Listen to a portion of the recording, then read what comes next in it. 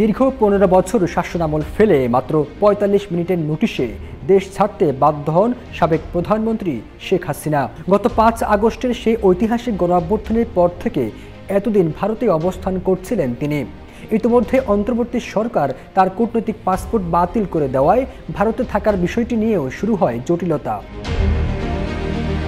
এরপর গুঞ্জন উঠে ভারত থেকে তিনি অন্য কোন দেশে পাড়ি জমাতে পারেন, তবে ইউরোপ নাকি মধ্যপ্রাচ্যের কোনো দেশে যাবেন কিনা সে বিষয়ে ভারত সরকারও স্পষ্ট করে কোনো তথ্য দেয়নি।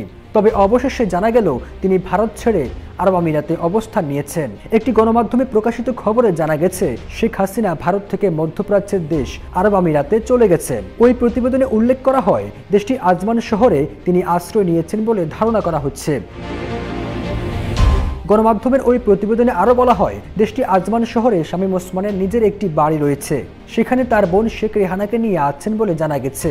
এর আগে শামীম ওসমানকে দিল্লিতে নিজামুদ্দিন আউলিয়ায় দেখা যায়, সেই ছবিও গণমাধ্যমে আসে। এর কিছুদিন পর দুবাইয়ের একটি শপিং মলে দেখা মেলে শামীম ওসমানের।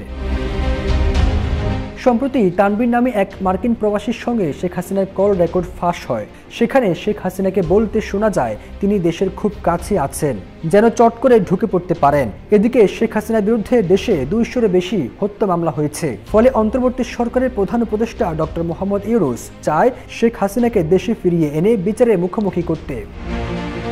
ফিরোজ আলম, জয় জয় দিন।